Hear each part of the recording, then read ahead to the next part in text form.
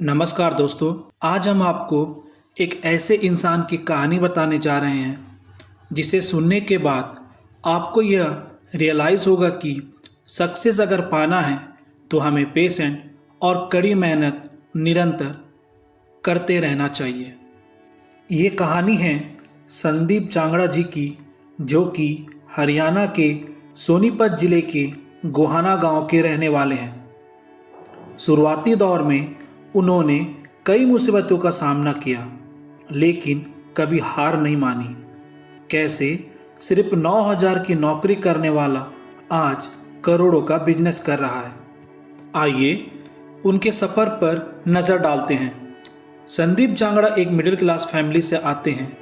उनके पापा चारपाई बनाने का काम करते थे। बाद में उन्होंने फर्नीचर का एक छोटा सा दुकान खोल लिया। इसी दुकान से उनका घर चला करता था। संदीप जांगड़ा सरकारी स्कूल में पढ़ाई करते थे और वो पढ़ाई में औसत थे। उनके घर का कंडीशन इतना ख़राब था कि यदि उन्हें कोई चीज़ चाहिए होती थी या कोई चीज़ पसंद आती थी तो उन्हें कई कई महीने इंतज़ार करना पड़ता था, और वो चीज़ मिलेगी इसकी भी कोई गारंटी नहीं थी। बात तो यहाँ तक थी कि किसी रिश्तेदार के यहाँ शादी होने पर नए कपड़े की जगह उन्हें अपने स्कूल ड्रेस ही पहनकर फंक्शन में जाना पड़ता था। इसी कंडीशन को देखते हुए संदीप जांगड़ा 6th क्लास में थे तब उन्होंने काम करने का फैसला किया और वो किसी फैक्ट्री में काम करने लगे। उसी समय उन्हें साइकिल की बहुत ज़्यादा ज़रूरत थी और उस वक्त साइकिल की कीमत करीब 700 रुपये के आसपास थी, और घर वालों की ऐसी स्थिति नहीं थी कि उन्हें इतने पैसे देकर साइकिल खरीद कर दे सकें। इसलिए उन्होंने घर वालों को बिना बताए पास के ही फैक्ट्री में काम किया। इससे उन्हें 700 रुपये मिले, जिसे उन्होंने वो साइकिल खरीद ली। और जब घर आए तो सभी घर वाले चौंक गए कि इतने पैसे आखिर कहाँ से आए, और जब घर वालों को पता चला तो उन्होंने खूब डांटा। फिर बात आती है 2009 की, तो उन्होंने घर वालों से कहा कि बीटेक की पढ़ाई करनी है। तब किसी तरह उनके पापा ने बड़े मुश्किल से एडमिशन और सेमेस्टर की फ़ीस भरी। बट देखो, संदीप यहाँ फेल हो गए और घर वालों से झूठ कहा कि उनकी पढ़ाई कंप्लीट हो चुकी है।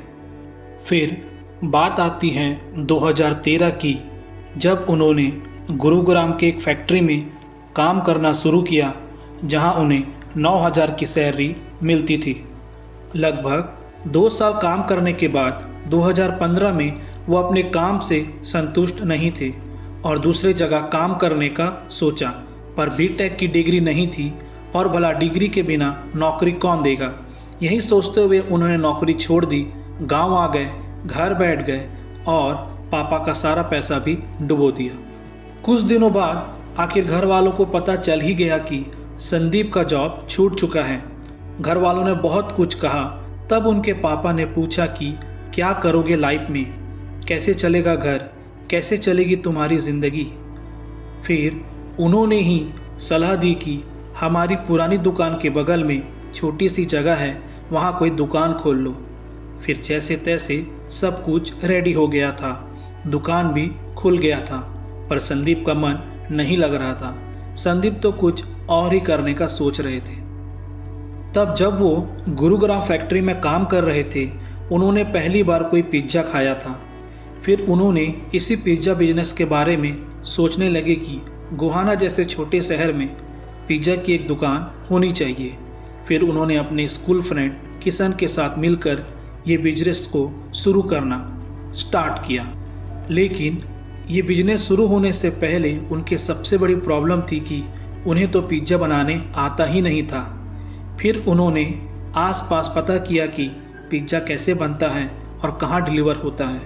तब उन्होंने माँ के रखे जेवर और कुछ सेविंग्स और अपने दोस्तों से उधार लेकर एक ट्रेनर को 1.5 लाख रुपए देकर पिज्ज़ा बनाना और उसकी कंप्लीट रेसिपी सीखी, और फिर गोहाना में पिज्ज़ा गैलेरिया का एक आउटलेट खोला, जिसे लोगों ने काफ़ी पसंद किया।